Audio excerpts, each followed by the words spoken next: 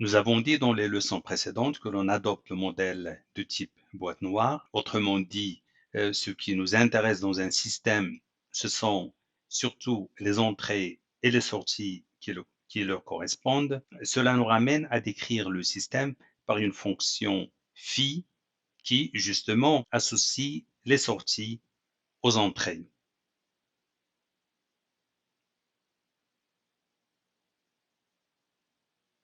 Nous cherchons à construire une fonction phi-θ qui dépend de paramètres θ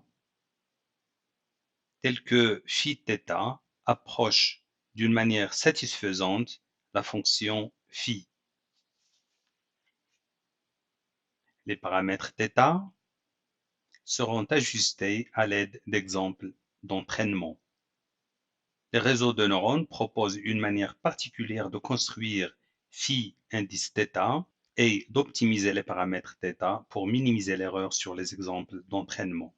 Nous allons introduire les réseaux de neurones à travers un exemple simple de reconnaissance des chiffres 0 et 1 à partir d'images qui les représentent. Cet exemple rappelle naturellement les algorithmes utilisés pour reconnaître les chiffres manuscrits pour déterminer les montants d'échecs de manière automatique.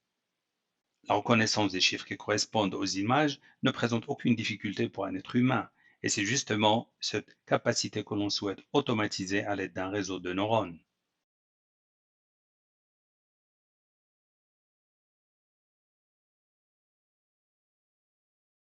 Pour cela, les images doivent tout d'abord être converties dans un format numérique.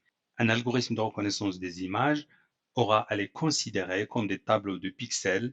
Dans notre cas simple, on choisit de coder chaque cellule de ce tableau par 0 ou 1, comme dans les images en noir et blanc. Chaque image ici est composée de 15 cellules, 5 lignes et 3 colonnes. Plus encore, notre algorithme va utiliser des entrées dans un format vectoriel. Chaque image sera ainsi représentée par un vecteur colonne. L'algorithme aura pour tâche de représenter les données et de reconnaître le chiffre qui correspond à l'image. C'est un problème de classification. Certaines images vont correspondre à 0 et d'autres à 1. Pour réaliser cette tâche, nous allons utiliser un perceptron. Ce dernier est l'ancêtre des réseaux de neurones et est le plus simple à comprendre et à implémenter. On résume la phase d'apprentissage en 6 étapes. Récupération des données en entrée, sommation des entrées pondérées par les poids de connexion, c'est-à-dire les paramètres du réseau, application d'une fonction d'activation, ce qui introduit une non-linéarité au réseau, récupération des sorties et calcul de l'erreur d'apprentissage, correction des poids, paramètres, selon une règle d'apprentissage. Et puis on passe à l'exemple suivant. Ces étapes sont illustrées dans l'image que vous voyez. On rappelle que dans notre exemple, chaque image est représentée par un vecteur de 15 nombres. Chaque xi prend la valeur 0 ou 1. On somme les xi en les multipliant par les wi et puis on calcule la sortie en appliquant une fonction d'activation à S. La fonction d'activation utilisée dans le perceptron, sigma S égale à 1 si S est strictement positif, sigma S égale à 0 sinon. Ensuite, on met à jour les poids. Remarquez que si la sortie attendue et la sortie réalisée sont les mêmes, ce terme va s'annuler et donc aucune mise à jour ne sera effectuée sur les poids. Pour entraîner le réseau, on doit disposer d'un jeu de données. On constitue un ensemble de données d'apprentissage. Ici, pour l'illustration, on a 10 exemples d'apprentissage dont on connaît les sorties. On a aussi 4 exemples de tests. Ces exemples vont être utilisés pour tester la performance du réseau. Nous allons détailler plusieurs points dans les leçons qui viennent. À présent, nous nous contentons d'introduire notre premier réseau de neurones. Au début de l'apprentissage, on donne à tous les poids une valeur nul.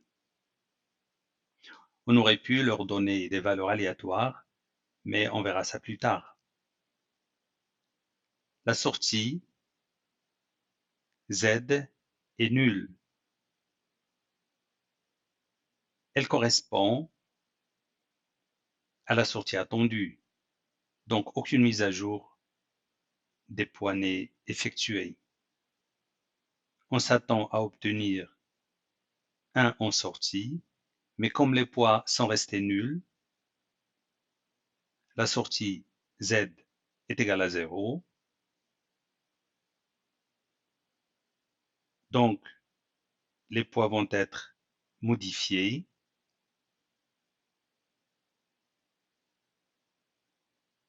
On passe à l'exemple 3.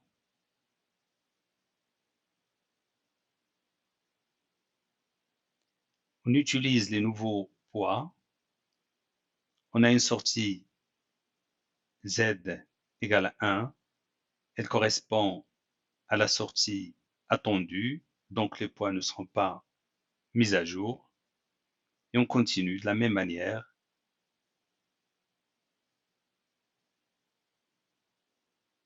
jusqu'au 10e et dernier exemple d'apprentissage. À la fin de la phase d'apprentissage, on utilise les poids obtenus dans notre réseau de neurones pour le tester. On passe à la phase de test. Notre réseau réussit sans faute dans la phase de test. Ceci était attendu du fait que l'exemple choisi est simple. Bien entendu, lors de la phase de test, les poids ne sont pas modifiés. Une fois le réseau entraîné, testé avec succès, il est utilisé pour prédire la sortie de données qui ne faisait pas partie du jeu de données de départ.